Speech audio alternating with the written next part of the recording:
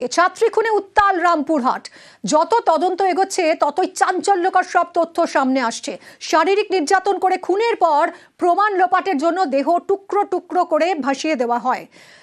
সেই শিক্ষক অর্থাৎ স্কুলের ফিজিক্যাল সায়েন্সের শিক্ষক যাকে গ্রেফতার করেছে পুলিশ, সেই শিক্ষক যে কতটা ভয়ঙ্কর ছত্রে ছত্রে তার প্রমাণ পাওয়া যাচ্ছে। রামপুরহাটের ছাত্রীকে শারীরিক নির্যাতন খুনে চাঞ্চল্যকর তথ্য সামনে আসছে। একের পর এক তথ্য আপনাদের জানাবো। ফুসলিয়ে ছাত্রীকে ঘরে আনে শিক্ষক, শারীরিক নির্যাতনের পর মুখ বেঁধে ঘরেই আটকে রাখে। অক্ষয় আমাদের প্রতিনিধির থেকে আরো বিশদে জানবো। অক্ষয়, শারীরিক নির্যাতনের পর মুখ বেঁধে ঘরে আটকে রাখা হয় ওই ছাত্রীকে, তারপর কি হয়েছিল, কি তথ্য উঠে আসছে?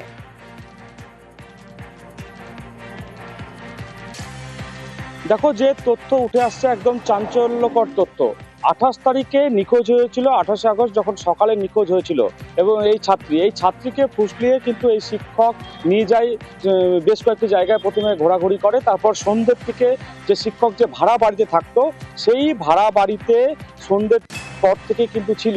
ঠিক তার পরের দিন সকালে ওই ছাত্রীর বাবা মা যখন তার ওই ভাড়া বাড়িতে গিয়ে হাজির হয়, সে সময় কিন্তু শিক্ষক তার বাবা মাকে কিন্তু প্রবেশ করতে দেয় না ঘরের ভিতর।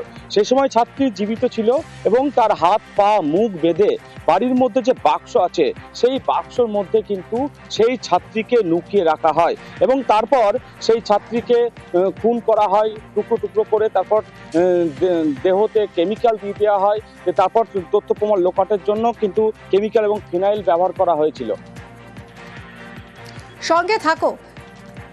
যখন বাবা মা এই ছাত্রীকে খুঁজতে খুঁজতে তারা প্রথম থেকে সন্দেহ করছিলেন এই শিক্ষককে, তারা মেয়ের খোঁজে এই শিক্ষকের বাড়িতে পৌঁছে যায়।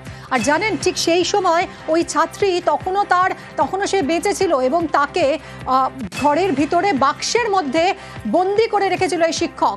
ভাবুন একবার, বাবা মা বাইরে এসে খোঁজ নিচ্ছেন, এই বাড়িতে মেয়ের খোঁজ নিচ্ছেন, আর সেই সময় ছাত্রী ঘরের ভিতরেই বাক্সবন্দি, এবং তখনও অস্বীকার করছেন এই শিক্ষক। বাবা কি বলছেন শুনবো।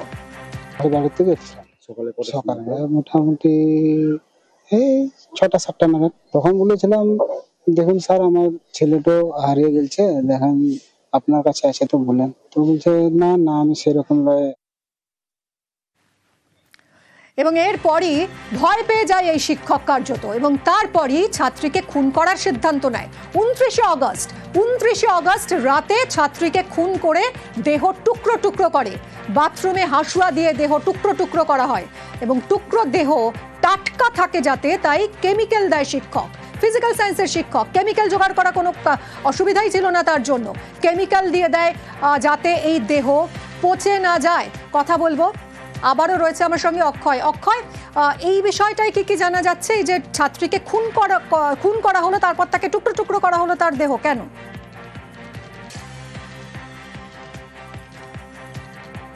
দেখো, 28 তারিখে তার বাড়িতেই ছিল ছাত্রী, সেই শিক্ষকের, এবং সেই রাতে কিন্তু শারীরিকভাবে নির্যাতন করা হয় ওই ছাত্রীকে। তারপরের দিন সকালে যখন ওই ছাত্রীর বাবা মা চলে আসে, এবং তখন শিক্ষক কিন্তু ঘাবড়ে যায় এবং বিষয়টি জানাজানি হয়ে যাবে তেমনটা তার মাথায় কিন্তু ঘুরপাক খেতে থাকে। এবং সেই 29 তারিখে রাত্রে এই ছাত্রীকে কিন্তু গলা টিপে প্রথমে খুন করা হয়, তারপর হাসুয়া দিয়ে টুকরো টুকরো করা হয় সেই দেহ। মৃতদেহে কিন্তু কেমিক্যাল দিয়ে দেওয়া হয় এবং সেই রাতে, ভোর রাতে 3টি বস্তাতে সেই মৃতদেহগুলিকে ভরা হয় এবং তারপর তথ্য প্রমাণ লোপাটের জন্য সেগুলি বিভিন্ন জায়গায় ফেলে দেওয়া হয়। এবং এতটাই খুনের পরেও এতটাই অবিচল ছিল এই শিক্ষক যে নিজেকে বাঁচানোর চেষ্টা করতেও পিছুপা হয়নি। হাইকোর্টে এসে আগাম জামিনের চেষ্টা করেছেন শিক্ষক, আইনজীবীর নির্দেশে স্থানীয় আদালতেও জামিনের চেষ্টা। অক্ষয়,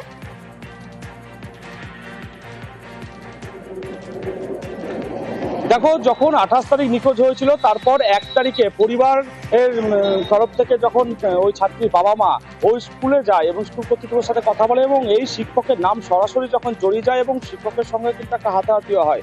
তারপর রামপুরহাট থানার পুলিশ এই শিক্ষককে যখন আটক করেছিল 1 তারিখ থেকে প্রায় 5 থেকে 6 দিন মতো তাকে রেখেছিল। তারপর যখন ছেড়ে দেওয়া হয়, সেই সময় শিক্ষক কিন্তু হাইকোর্টের এক আইনজীবীর সাথে যোগাযোগ করেছিলেন কলকাতা হাইকোর্টে গিয়ে, এবং তাতে তিনি যেন আগাম জামিন পায়। সেক্ষেত্রে সেই আইনজীবী তাকে পরামর্শ দিয়েছিলেন সরাসরি হাইকোর্টে এইভাবে মামলা করা যায় না, তাকে স্থানীয় কোনো আদালতে মামলা করতে হবে। সেই মতো স্থানীয় একজন আইনজীবী তিনি দ্বারস্থ হয়েছিলেন এবং তার সাথে আইনি পরামর্শ কিভাবে নেওয়া যায় এই ঘটনা থেকে বাঁচতে, সেই নিয়েও কিন্তু তিনি আলোচনা করেছিলেন। একদমই সঙ্গে থাকো। আইনি পরামর্শ নিয়েছিলেন এই শিক্ষক এবং তারপরেও মনে হয়েছে যদি ধরা পড়ে যান তাহলে পালাতে হবে। এখন পালাতে হলে তো টাকার প্রয়োজন, টাকা তো নেই, টাকা কোথা থেকে আসবে? তিনি দ্বারস্থ হলেন 6 বছর আগে ডিভোর্স হয়ে যাওয়া স্ত্রীর। ডিভোর্সি স্ত্রীর শরণাপন্ন ধর্ষক শিক্ষক ডিভোর্সি স্ত্রীর কাছ থেকেই টাকা চেয়েছিল শিক্ষক। পালানোর জন্য ট্রেনের টিকিটও কেটে নিয়েছিল অভিযুক্ত। টাকা নিতে এসেই পুলিশের জালে পলাতক ধর্ষক শিক্ষক। অক্ষয় রয়েছে। অক্ষয়, কোথায় পালানোর প্ল্যান করছিল আর এই স্ত্রীর সঙ্গে কি যোগাযোগ ছিল এই শিক্ষকের? কারণ যখন টাকার প্রয়োজন হলো স্ত্রীর কাছেই হাত পাতলেন।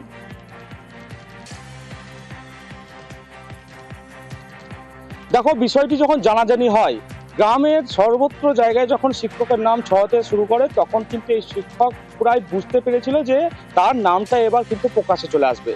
তারপর সে হিমাচল প্রদেশে পালিয়ে যাওয়ার জন্য প্রস্তুতি নিচ্ছিল। সেই মতো ট্রেনের টিকিটও কেটেছিল, তার আইনজীবীর কাছে গেছিল এবং তার কাছে কিন্তু অর্থ ছিল না সেভাবে। তাই তিনি যোগাযোগ করেছিলেন কাকে? 6 বছর আগে ডিভোর্স হয়ে গেছিল তার স্ত্রীর কাছে, এবং সেই টাকা যখন তার স্ত্রীর কাছে রামপুরহাটে যখন নিতে আসে, সেই সময় পুলিশের জালে গ্রেপ্তার হয়েছিল ওই শিক্ষক। একদমই অক্ষয়, এবং ঠান্ডা মাথায় খুন করে দেহ লোপাটের চেষ্টা কতটা ভয়ঙ্কর হলে এটা করতে পারে কেউ? ছাত্রীর বাবা চাইছেন যাতে ফাঁসি হয়, চরম সাজা হয় এই শিক্ষকের। আপনি বলতেন এখানে বড় হোক, বিয়া করব, আমি ভালোর জন্য লেগে বলেছিলাম ওকে। আমি এখন কিছুই চাই না, এখন ফাঁসি চাই। লাস্ট কথা, আমার কিছু চাই না, আমি ফাঁসি চাই। ভয়ঙ্কর শিক্ষক আর তার পাশে ভয়ঙ্কর পুলিশ। পুলিশের ভূমিকা প্রশ্নের মুখে।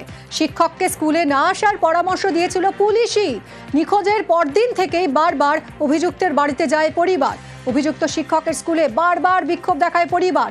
পুলিশ ধরে নিয়ে এসেছিল অভিযুক্তকে, জেরাও করেছিল, কিন্তু কিছুই করতে পারেনি, কিছুই উত্তর বের করতে পারেনি।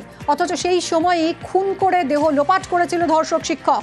টানা আটকে রেখে জিজ্ঞাসাবাদের পর ছেড়ে দেওয়া হয়েছিল অভিযুক্তকে।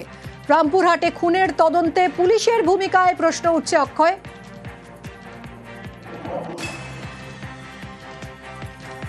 দেখো, একদম ঠিক। যখন এই মৃত ছাত্রীর পরিবার বারবার ওই স্কুলে যখন গেছিল এবং পুলিশের কাছেও বারবার যখন যায়, তখন কিন্তু যে 1 তারিখের পর থেকে পুলিশ এই শিক্ষককে জেরা করেছিল, কিন্তু জেরাতে সেভাবে তথ্য কিন্তু পুলিশ পায়নি। কোনো রকম স্বীকারোক্তি করেনি ওই শিক্ষক যে ওই ছাত্রীকে খুন করেছে সেই নিয়ে। সে সময় কিন্তু আইনজীবী সূত্রে আমরা যেটা জানতে পারছি, এই শিক্ষককে পুলিশের তরফ থেকে বলা হয়েছিল, যিনি তদন্তে ছিলেন, তিনি কিন্তু বলেছিলেন যে এখন এলাকায় সমস্যা আছে, আপনি গ্রামের বাড়ি পুরুলিয়া চলে যান। ঠিক এখানেই প্রশ্ন উঠছে যে কিভাবে ওই শিক্ষককে পুরুলিয়া চলে যেতে বলা হলো। পাশাপাশি যে ঘটনার দিন যে মৃত ছাত্রীর পরিবারও কিন্তু দাবি করছিল যে পুলিশের তরফ থেকেও বলা হয়েছিল যে নিখোঁজের পর যে আপনাদের বাড়ির মেয়ে হয়তো কারোর সাথে প্রেম ভালোবাসা করে অন্যত্র জায়গায় চলে গেছে। ঠিক এখানেই পুলিশের ভূমিকা নিয়ে প্রশ্ন তোলে। পাশাপাশি আরও বেশ কিছু প্রশ্ন উঠছে, যেমন 28 তারিখে নিখোঁজ হলো এবং রাত্রে অভিযোগ হলো রামপুরহাট শহর থেকে নিখোঁজ হয়েছিল ওই ছাত্রী। তো সেক্ষেত্রে পুলিশ শহরের বিভিন্ন যে সিসিটিভি ক্যামেরা সেগুলো খতিয়ে কেন দেখলো না, সেটা একটা বড় প্রশ্ন। পাশাপাশি 1 তারিখে ওই অভিযুক্ত শিক্ষকের বাড়ি কিন্তু পুলিশ গেছিল, ওই অভিযুক্ত শিক্ষকের ভাড়া বাড়ির বাইরে কিন্তু একটা ক্যামেরা আছে, সেক্ষেত্রে ওই ক্যামেরার ফুটেজ কি সে সময় খতিয়ে দেখেছিল, সেই নিয়েও উঠছে প্রশ্ন। অর্থাৎ পুলিশের ভূমিকা নিয়ে অনেক প্রশ্ন উঠছে।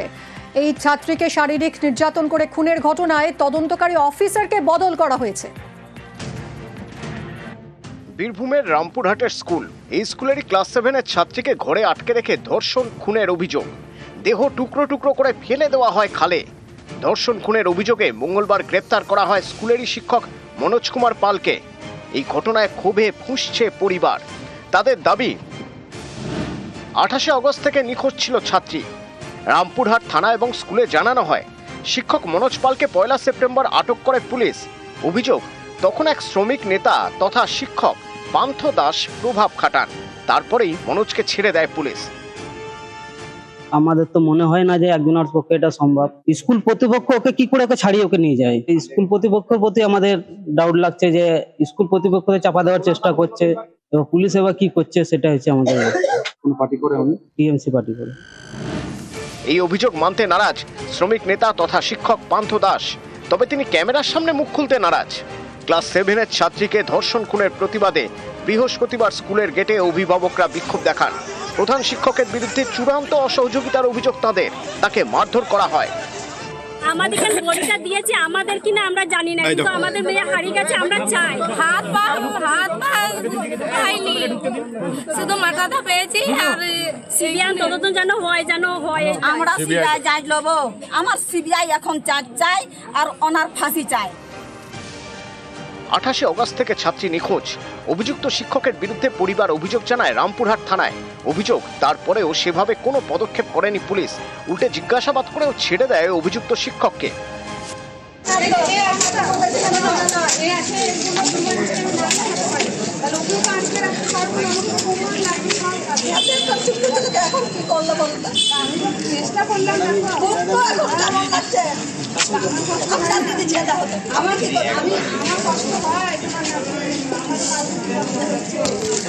আমি দিন নাই রাত নাই আপনাদেরই কাজ, আপনারা করতে পারেন।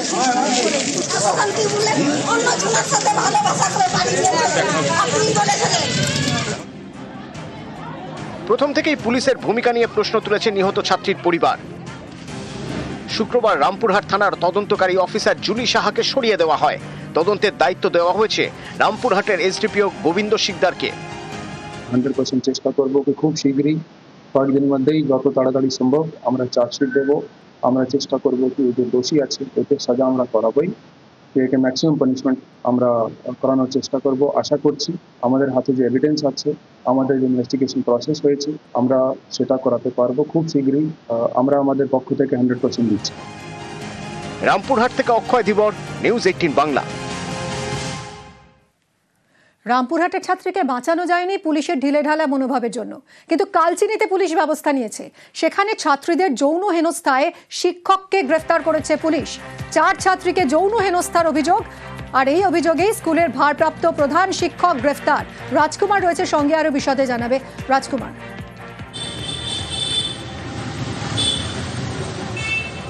একদমই মিমি, দেখো অত্যন্ত তৎপর কিন্তু আলিপুরদুয়ার জেলা পুলিশ। তার কারণ হচ্ছে যে একেবারে অভিযোগ পাওয়ার পরেই কিন্তু আর কোনো বিলম্ব না করেই ওই যে ভারপ্রাপ্ত প্রধান শিক্ষক তাকে গ্রেপ্তার করা হয়েছে। শুধু গ্রেপ্তারই করা হয়নি, গ্রেপ্তার করে তাকে আলিপুরদুয়ার যে স্পেশাল যে আদালত, পক্সোর যে আদালত, সেই আদালতে তোলা হয়। এবং আদালতে কিন্তু ওই প্রধান শিক্ষকের যে আইনজীবী তিনি জামিনের আবেদন করেন, কিন্তু সরকারি আইনজীবী যারা রয়েছেন তারা এই জামিনের বিরোধিতা করে এবং জামিনের বিরোধিতা করায় কিন্তু এই যে শিক্ষককে 7 দিনের জেল হেফাজতে পাঠিয়েছে আদালত। যেটা অভিযোগ সেটা হচ্ছে যে এই 4 ছাত্রী ডেকে নিয়ে গিয়ে ওই ভারপ্রাপ্ত প্রধান শিক্ষক তার চেম্বারে নিয়ে গিয়ে কার্যত হেনস্থা করেছে এবং সে তখন কিন্তু শিক্ষক মদ্যপ অবস্থায় ছিল বলেও একটা অভিযোগ উঠেছে। যদিও এই শিক্ষকের পক্ষেও কিন্তু কিছু মানুষ বলছেন যে ষড়যন্ত্রের শিকার হচ্ছে যে 4 ছাত্রীকে যৌন হেনস্থা করা হয়েছে বলে অভিযোগ উঠেছে। আসলে সেই 4 ছাত্রীকে গুটকা খাওয়ার জন্য শাসিয়েছিলেন ওই প্রধান শিক্ষক এবং তার কারণেই তার বিরুদ্ধে মিথ্যে অভিযোগ আনছে। এই রকমটাও কিন্তু একটা আরেকটি মহল সূত্রে দাবি করা হচ্ছে। মিমি, ধন্যবাদ রাজকুমার।